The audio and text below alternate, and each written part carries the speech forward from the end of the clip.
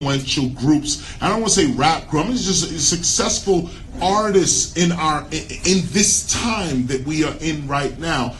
This is their brainchild. This is the idea that the Black Eyed Peas came up with. will.i.am called me up and said, yo, you got to be part of this project right here. My name is Blastmaster KRS1. will.i.am wrote a comic that not only placed me as this character called Zulu X, but also the guys behind Zulu X is called the Blastmasters. I didn't realize this when will.i.am told me about the comic book. When he first told me about it, he told me about the concept and so on, and I said, Will, come on, man, you know what this is. You know how we get down in hip hop for real, for real. And he said, nah, Chris, this is authentic. This is what this really is. I got the script, I read it, it is phenomenal. I think you all should take a moment. I know we're promoting, everyone has projects, we're all promoting what's going on. Take a moment and really look at the story that is being said here in this book. Move past promotion for one hot minute. We got enough of that going on. Obviously the book will be promoted, y'all know that. But let me just introduce you real quick to the humanity of the book, which is the reason why this book even exists. This is a human story. This is a story about a person, or actually a group of people, trying to find their way back to themselves. And a lot of us in this room today are probably going through the same situation, trying to find ourselves. In this room right now, many of us are at a crossroads in our lives. And I know this because, well, not only that I'm psychic, but also this is history. This is history. This is calculation. That we know as adults, we have decisions that have to be made every moment of the day.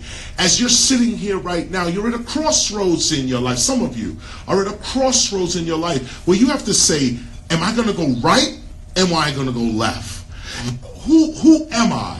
Am I this or am I that? This book here, Masters of the Sun, deals with those issues. My character, Zulu X, is the character that when he puts his glasses on, he can see the reality of people. He can see what people are really made of. And a lot of you have this ability as well, where you can look at people and size them up real quick. Matter of fact, you can't even be here at Sundance without that ability, to be honest with you. But you have that ability where you can look at somebody and be like, nah, this person ain't right for me. You can look at a person and be like, you know what, I like the vibe, I like what this person is saying, I think I might want to, get with this person right here. Well, this is an ancient ability, a human ability. It's actually called discernment, is what it's called. It's called discernment in that sense, where you can look at a person's character and discern whether that person is there, if that person is real or if that person is fake. And this is the point to the Masters of the Sun, is that what the writers, the artists, and Will, you got to help me with this, because when we was writing, when I was doing the voiceovers for this, you had the artists in the studio as well, so on. And what's important for you guys to look at regarding this piece of work right here is not only is it a human story, but it is a human story that's told by Marvel Comics. Just for a minute, just digest this for 1 minute. Just get a visualization of Stan Lee as hip-hop. Get a vision real quick of what it means for a person like me from the Bronx, young kid, nothing, just nothing, okay? And reading Marvel Comics in the 70s, reading Hulk and Iron Man and Captain America and getting inspired, believing you can be these characters and that you have some of the traits that these characters, this is what Marvel did for us when we were young. And now to have the opportunity to be able to do the same thing for the young people that are coming up now, this is a complete honor. This is a complete honor. will.i.am has put me in this character as Zulu X, and I'm totally honored with that, because Zulu X is, like I said, a guy that can see the truth. and see what it really is. And that's really what I pride myself on in life, being able to see the truth. And a lot of you are here today because you can see the truth. You look at the TV, you know they lying. You look at the internet, you know that's a lie. You see it, you see it. You know what it is. So don't just look at this book as just a comic book or as just something we're trying to promote. Sure, this is a comic book. We're trying to promote it. But the story that's being told is coming from a very human place. Like a lot of the projects that you guys are dealing with, you know you have your project, you know what you want to achieve, you have financial goals, you have other goals and so on, but that project will go nowhere if your heart is not in it. If your story is not believable to you, your project is going nowhere. So you guys that believe in your projects and you know that your project is good and it's going to make it, well, understand that that's the same way we feel about this right here. We know that this is a product to be sold, hopefully to be in Walmart and Target. But the humanity behind the story is what we are gathered here today to really recognize and really look at. Take some time, read the comic book, get into the visual art, get into the technology. This is a new technology, brand new. This is the new way that comics are being looked at, virtual reality. I hope you guys have all had a chance to put those glasses on and get into that room. This is a whole new way to tell our story. It's a whole new way to tell our story. So I don't want to bore you any longer, but I'll just say that, again, Sarah, you are a goddess. It's straight up. Straight up. Straight up. Let us just acknowledge that right up and down. And let me also say off that, Black Eyed Peas, the greatest hip-hop group of all time. Straight up. These guys are coming on the heels of what many of you may not know these names, but we start with groups like the Treacherous Three. We start with groups like Run DMC. We start with, these are the three men, come on now. Come on, Funky Fresh from Hollis, Queens. We got Queens and Hollis, Queens in the house. The point is that the Black Eyed Peas, you know their success. I ain't got to sit here and tote their horn. You know what it is. But at the point, but with that success, look what they put out. They could have went ahead and just got the awards, spent their money, and that was the end of it. But they took the time to put this together. You can at least take the time to read it and support it, write about it, and let people know that something positive is going on in hip-hop. I'm here for questions if you have any. Thank you.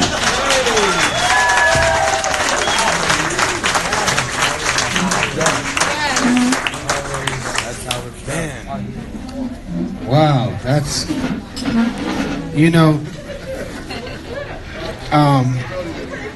how can I want to tell KRS thank you so much for being a part of this project. Like, imagine for a second, I don't know if I said this, I've been saying this all week, but just in case I didn't say it, pardon if I repeated it. Imagine it's 1918. And in 1918, Beyonce was an opera singer, because there was no record industry in 1918. 1918, you know, Leonardo DiCaprio was theater. Idris was theater. Jason Isaac is theater. Because there's no movie industry in 1918. There's this dude by the name of Charlie Chaplin who started United Artists because he was excited about the promise of cameras and telling stories through film. And a lot of those traditionalists that were making, creating amphitheaters and the technology, because there was no microphones. So they had to build the building so that the people on the stage could be heard on the top. That's architect, that's craftsmanship, that's masonry. That is like, building. And the camera, the promise was to change all of that. To alter what the past was. Mind you, operas and theater was for thousands of years, actually. So the idea that a camera was going to change all of that was blasphemous. Like, how dare you think that, there's going to be a different medium? Well, that's what we're dealing with right now with this crossroads with augmented and virtual reality. The promise is huge. And what's awesome about this project is this is the only one like it. There isn't a 90-minute VR story about hip-hop and the destruction of what was like, a promise that was going to, save our community, and then, we were trying our hardest to get away from the drug dealer, and now, for some odd reason, the drug dealer is who we celebrate, to the point where now who we celebrate is the junkie. That's by design, by the way. Right? Self-destruction, Public Enemy could be just as big as everybody else. But that's by design. It couldn't happen. It's like if the powers that be had to make sure Martin and Malcolm had to be gone, there had to be an order in which they had to leave. Malcolm couldn't have gone first because Malcolm couldn't have had that. So, back to the promise of VR. We could tell our story because there's no rules in it right now. There is no VR studio right now. So I encourage all the dreamers out there, the writers, the people that's coming up with awesome stuff, to dream in VR, dream in AR, at the speed at which you could bring it to culture. On, Oculus is an amazing platform, and content is needed and wanted. And so it's 2018, and this is always going to be the first. And I'm so proud to have the best MCs to ever walk the earth on this project. Rakim, KRS, What? Slick Rick, What? Raekwon, What? Snoop Dogg, What? Common. What? We got the best, Queen Latifah, What? Mary J. Blige, What? and then with actors that are coming like Jason Isaacs, and then Rosario Dawson. This project is amazing. Jamie Foxx, Michael Rappaport. What? And we scored it with the best ever. Hans Zimmer. What? On a book? Who in the fuck scores a book? Sorry, I just got excited. We fucking score a book. And who scores a VR? Yo, I grew up listening to KRS. For him to say, it hurts a lot of times when you're like, man, the source didn't really check for us. We're from the projects like everybody else. In hip hop, it hurts me sometimes when, MC Hammer was dope.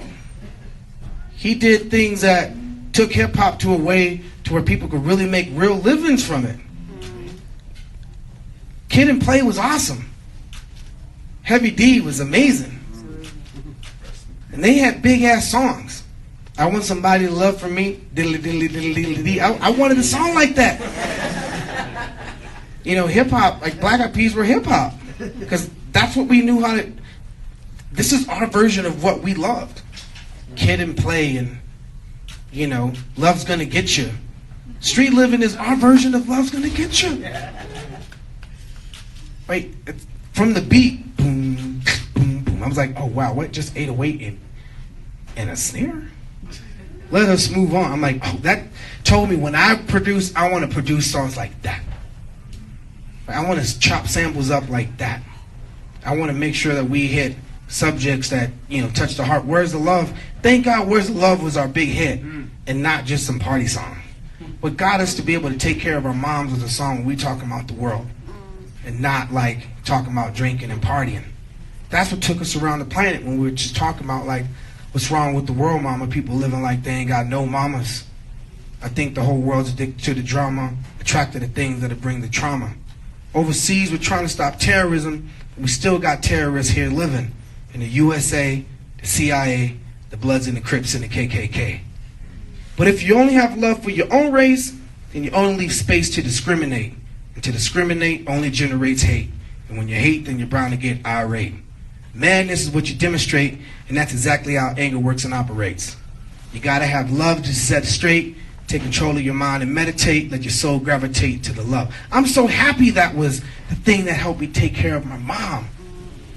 And not, what you gonna do with all that junk? All that shit. Just kidding. I mean, I'm happy I could take care of my aunt with that song. I was like, I got you, Uncle Danny. But I'm just saying, no. Balance. VR is awesome. And I want to thank everybody for coming. We should go around the room. There's a lot of social justice organizations. That's why I'm going to pass the mic. Me and my sister right here, we just been brainstorming for like passionate conversations about like what we, consider to be the right way forward. And just to see her light up with like passion and, and just debating, but not even debating, just like perspective exchange was what Sundance was. This is my highlight of Sundance, our conversation. So I want y'all to hear from what our conversation was, because this is dynamic woman right here. And just like I love my mama, when you have kids, they're going to look at you the way I look at my mom. Wow. Thank you. Thank you. Hey, everybody. Hey, y'all. I'm Charlene Carruthers, and I'm the National Director of BYP 100, which stands for Black Youth Project 100. And we organize young black activists across the country on issues that impact our communities, be it economic justice, racial justice, LGBTQ rights, and also gender justice. And I'm really happy to be here. Really happy to be here. Thank you. Thank you for this opportunity. And for me, we were engaged in a conversation about the way forward and how we believe our economy should be organized. And for me, I think that something radically different is actually possible. One where people actually control their own destinies collectively and not as individuals. Where our education, the way we deal with conflicts and harm and violence is not dealt with by private people or small groups of people, but where we actually control that. Like, I believe in the radical potential of that. And I organize with young black folks every day, and that's my orientation. But I'm very clear that if we win, everybody wins. If black folks win, everybody wins. And so, I mean, if I'm going to make an ask for folks here today, it's for everybody to invest in grassroots organizing, in social justice organizations. Yes, we had a conversation about charity and how actually putting your money into organizations that are about building transformative power is not charity. It's not charity. It's actually making a choice about the type of world that you want to live in and the type of investment that you believe is good enough or worth making in order to create that type of world. And so I enjoyed our conversation. As much as we agreed and disagreed, that's the work. And I'm really honored to be engaged in that with you. So thank you. Talk about what you guys are. Okay. How's everybody doing? My name is Philip Agnew. I'm the co-director of an organization called the Dream Defenders out of Florida, and our work is primarily focused on the ending of the prison and police system in the state of Florida. Florida has 100% private prisons for juveniles, and is one of the incarceration centers in the country. And if we're going to build a movement for abolition across the country, Florida has to be considered in that. I have a friend named Desmond who says when you're cooking and you're flipping the pan, you got to grab it by the handle. And so we say to you all, if you all want to flip this country, you got to grab it by the handle. You got to grab it by Florida. You've got to remember that Florida is not just a place of palm trees and sunny beaches. It's not just a place of tourist communities and beautiful islands. It's not just a place of expats and wild things that go on TNT every day. But it is a place that is firmly situated in the history of the American South. We hung people longer than anybody else. We hung more people than anybody else. And you've got to remember that history of Florida, and don't forget about Florida. It's just that crazy place where crazy things happen. I'm also really honored to be here to talk about culture. And the fact that culture and the stories that have been articulated to us from the time we learned about Lady and the Tramp, from the time we watched our Disney movies, have constructed our way of the world. And when we were talking about the stories that we're going to tell in the future. And so I just want to leave you all with this, and we talk about this as we talk about the power of culture, the power of our griots, the power of the people who create and form the world and articulate the world for us. I want you all to think back to a time when we were running away from slavery. Many of you all might not have remembered, but listen, we had to get here from running away from slavery. And when you ran and you were running in the thick of the night, you couldn't see where you were going to go. You remember where the moss was. You remember where the North Star was and the moon was. You were running and the dogs were on your heels and the plantation leader was on your heels. And you couldn't see him, but what you could think was you remembered a quilt that was formed by your grandmother. And you remembered on that quilt, the plantation master didn't know what was on that quilt. He just thought it was beautiful and kept you warm, but there was a star on there. And it told you where to go. It told you where left was, where right was, where you were going to get to the Mason-Dixon line. And you couldn't maybe see, but you remember the song that you heard from your grandmother. You remember your grandmother saying, "Wade in the water, wade in the water, children." And the song was beautiful, but it was giving you coordinates. Within that song was the GPS for you to get to freedom.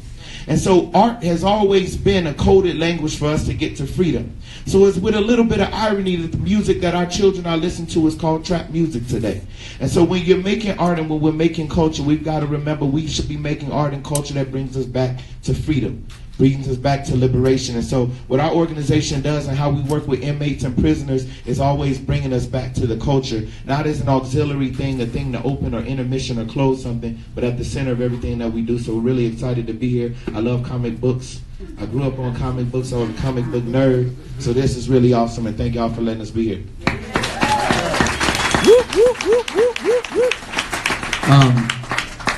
Man, thank you guys for speaking and giving your perspective and being here with all of us.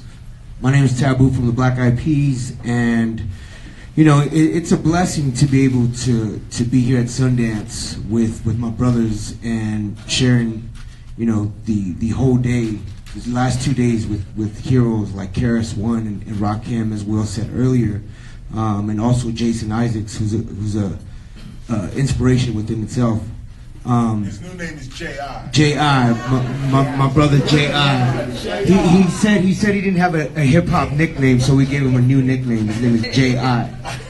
So, you know, as a representative of Native culture, I represent the Shoshone Nation. It's important for me to use this platform and this voice to find ways that I could add on and help, especially on Indian reservations.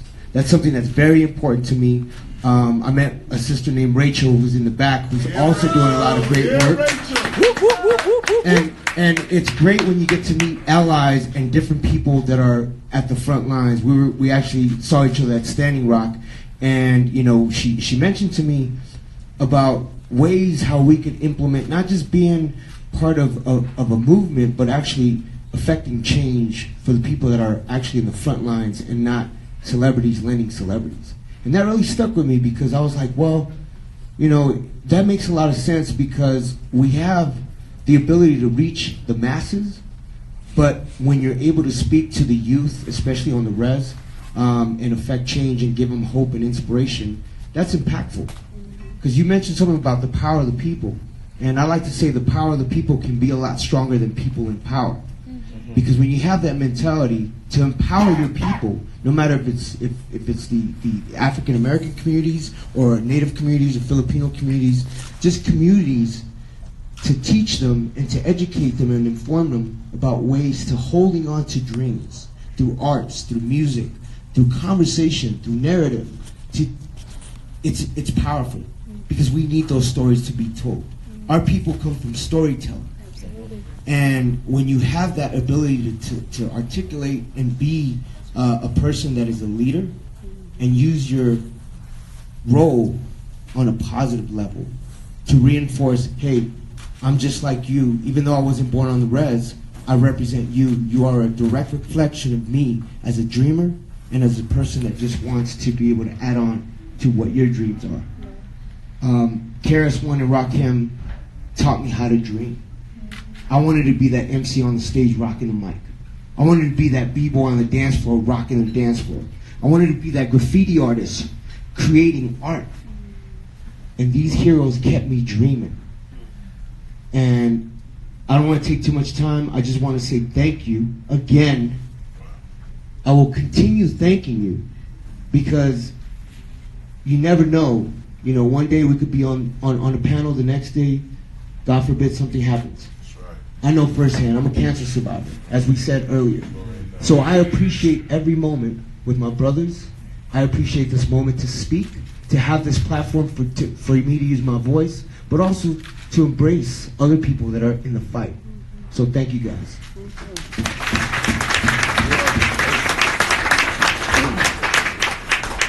Good evening, ladies and gentlemen. And, you know, we're here tonight, and you got my phone? All right, you got me? And, you know, we've been on this table, and we got to share our story, and I think we're all here to find solutions to all these questions that we have in this book or in the conversation. And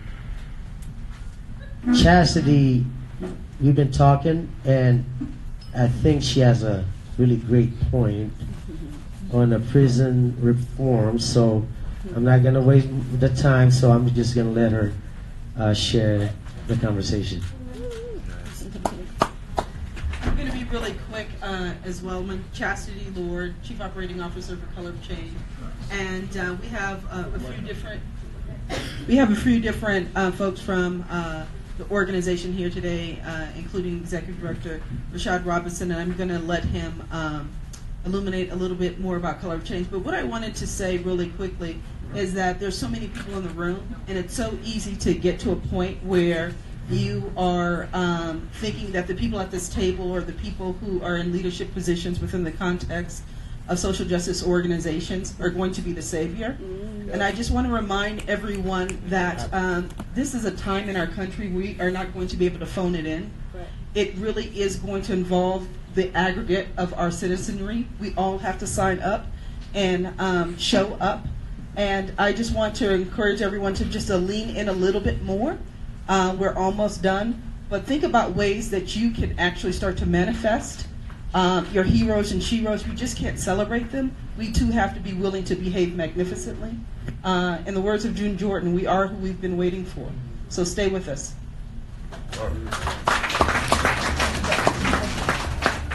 So I'm going to talk a little bit about Color of Change.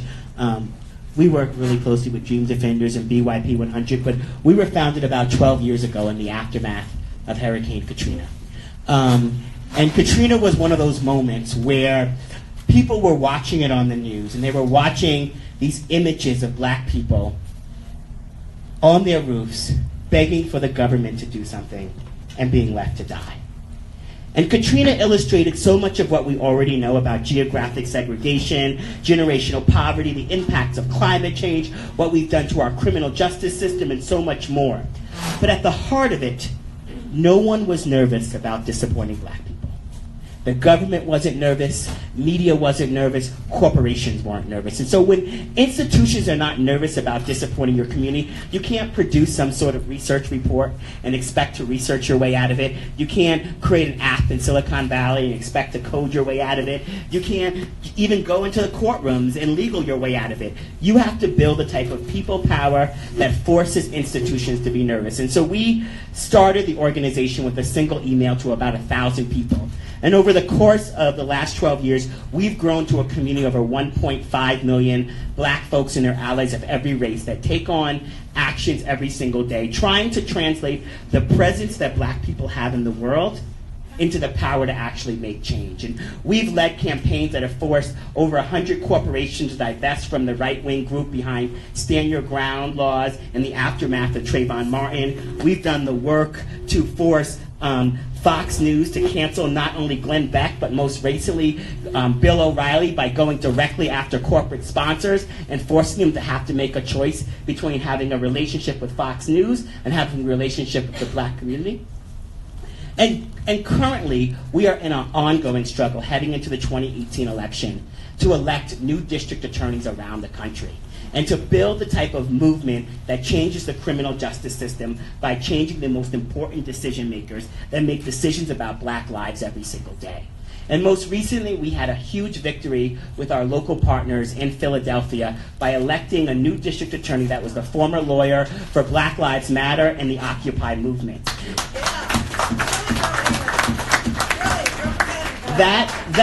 That was powered by everyday people's voices turning out in new numbers. And in 2018, we're going to be engaged in over 20 district attorney races around the country, working to kick out district attorneys that don't care about our lives and electing new ones. And in the process, getting people to turn out to deal with the fact that so many folks who say that they care about justice and fairness are enabling Donald Trump and his administration. And we need to do the work to not direct our marches at Donald Trump, but direct them at the enablers that allow him to do what he does. And so at Color of Change, every single day, we're working to try to build a 21st century movement using technology and media and culture to give people the ability to make justice real.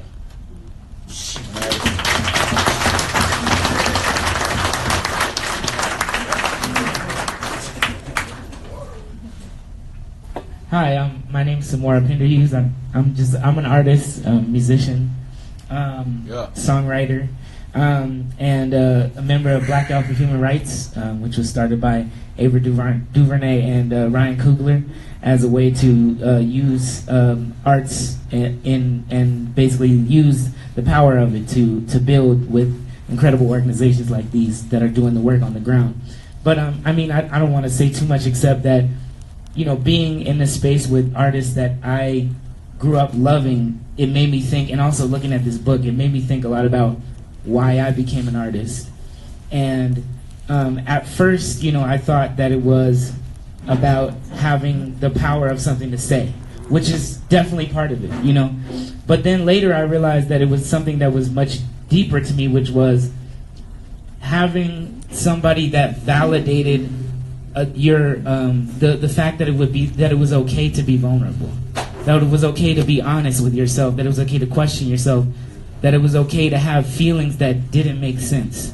And in the communities that we come from, that is a part of the oppression, of the forces of oppression too, is to not allow you to have conversations about mental health, not allow you to have conversations about depression, not allow you to have conversations about trauma and PTSD. Because number one, you're dealing with poverty and just day to day, like let's pay the bills, but also because those are not conversations. The way we learn how to have those conversations is through your music, you know what I mean? And so for me, you know, my hope in being an artist is that I can be as vulnerable as possible in order to allow other people to feel okay to be that too, in a micro level with themselves, but also as a society. You know, what are the things that we are telling ourselves and not telling ourselves? What are the pieces of history that are being erased, and why are those pieces of history being erased? Why are those people being erased? Why are their narratives being hidden, you know? So I just want to say I am so thankful for books like these and artists like these that tell everybody that it is okay to be vulnerable, to be honest, and shows everybody the power of what that really means. I'm very happy to be here. Thank you.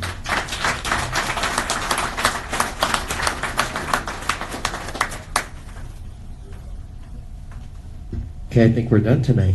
Thank you, everybody, for participating.